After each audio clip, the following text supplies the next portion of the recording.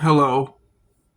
This is the Beasts of the Mesozoic 1/18th scale, Deinonychus antirrhopus. This new figure here is quite amazing. Even though it is smaller, it still has a ton of detail. You'd see here all these feathers, that little ring around the eye, all the markings, the beautifully painted stripes on the wings. Some great paint detail on the feet here, the legs. Really nice pattern and colors here. It's really earthy. I could see this dinosaur being very much at home in a deciduous forest during the fall. Some great patterning on the bottom of the tail here. Like, those stripes really make it stand out. The darker patterns on the feathers at the end of the tail fan. I think these patterns are actually based off of a real animal, but I don't know which one. It's obviously a bird because, you know, the inside of the mouth is also detailed very greatly as well. It's got this beautiful bright purple. I think that's kind of weird, that it has like bright purple on the inside of its mouth, but hey, it's like a lot more, unique than pinkish red tones.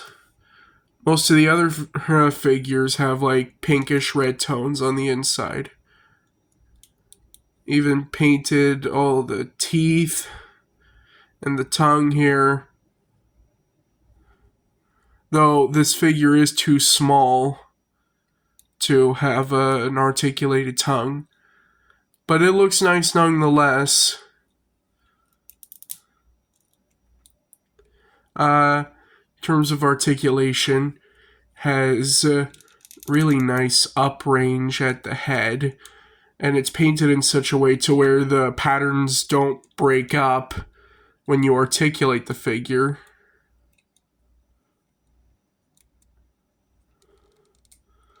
There's a really nice side-to-side range. Looks a little weird from the front, but pretty much all the Beasts of the Mesozoic figures look a little weird from the front. Kind of wish they painted the eyes to look forward. Jaw's a little weird on mine. Nothing but a bit of hot water can't fix,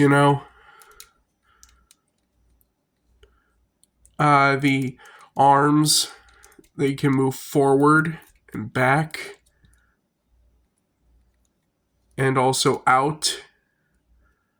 The elbows, they can bend that far and that far. They're on a hinge. And the hands are also on a hinge. You can move that far forward, break the entire sculpt of the wing, that far down. There's a waist that goes side to side that much. The legs, they can move forward pretty much all the way around. They can move out a little. The knees bend about 90 degrees. The ankles bend and extend. The feet are on ball joints. But the sickle claw, unlike on most of the other raptor figures, doesn't move, which is a shame. but I guess it'd be hard to have articulation like that on such a small figure. Base of the tail is on a ball joint, and the rest of it is a bendy wire. So you can put the tail in whatever pose you want. Even poses that make it seem like the tail's broken. In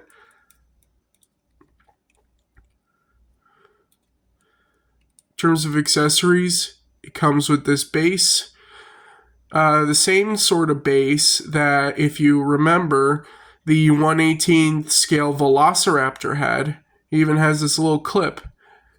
But instead of going over the entire foot, like with the Velociraptor, it only goes over a single toe for the Deinonychus. That allows it to stand really nicely.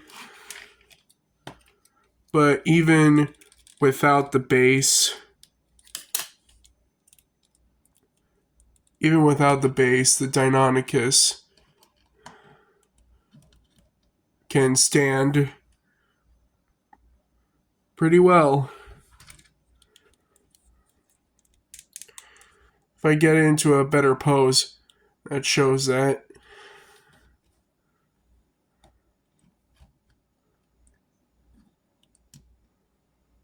See, look at that. It can stand without a base. Unlike the 1/18th scale Velociraptor. In terms of accessories, we have some alternate feet. This is an alternate foot to make it look like it's taking a step, you know. And this, it's an alternate foot to also make it look like it's taking a step, but this time the foot's on the ground.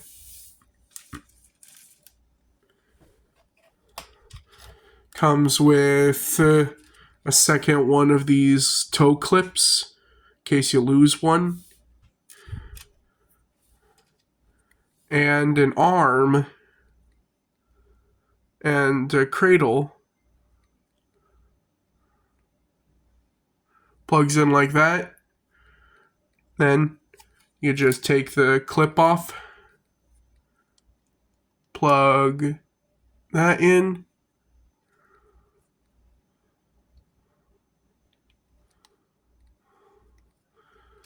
now you can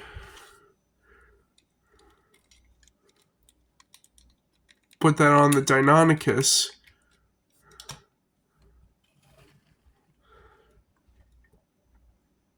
Just like that. Oh, and it also comes with a card. Every one of these figures comes with a card. Has some really beautiful artwork on the back here, showing a Deinonychus over some prey it killed. I love the feathers trailing off from the head like it just took a bite out of it.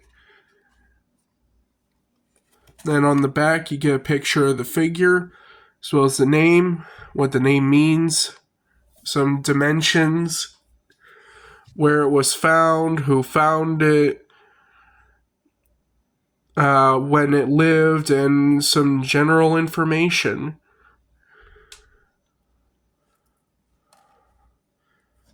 Figure is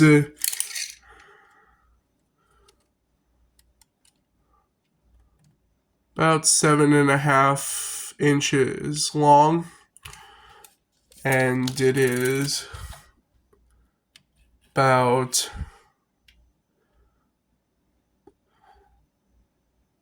almost 3 inches tall. No, more like 2 1/3 inches tall.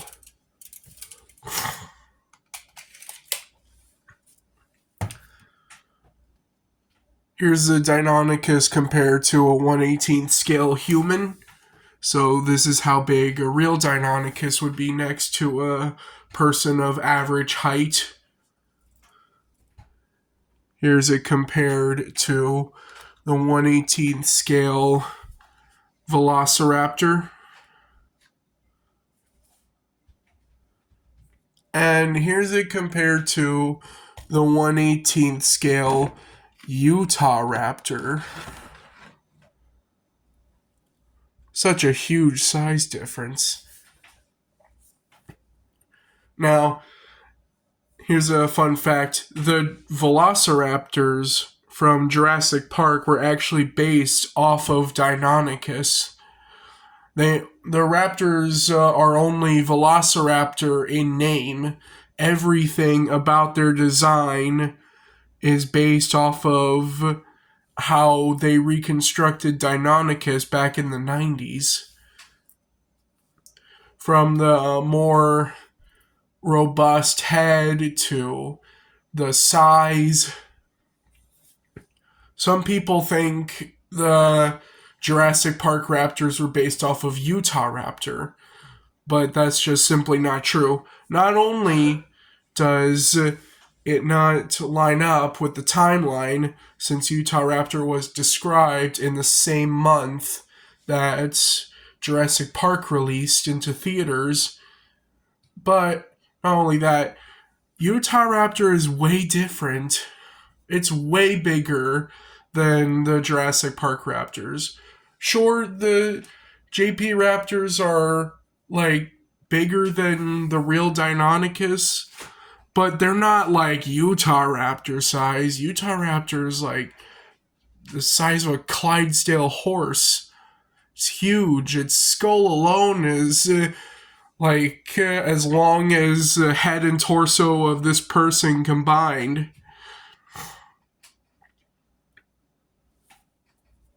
So, anyway, I give the 1/18th scale Deinonychus antirrhopus an 8 or 9 out of 10. Kind of wish the sickle claws would move,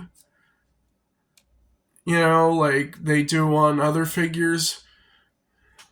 Kind of wish there was a bit more range in the neck and head, as well as in the waist. But overall, it's a really good figure, and I recommend it. It's one of the cheaper figures from Creative Beast Studio due to its size, and it's also one of the prettier figures as well. If you're a fan of these dromaeosaurs, and you're a fan of articulated dinosaur figures, I recommend this figure right here. Anyway, that's been my review. Bye.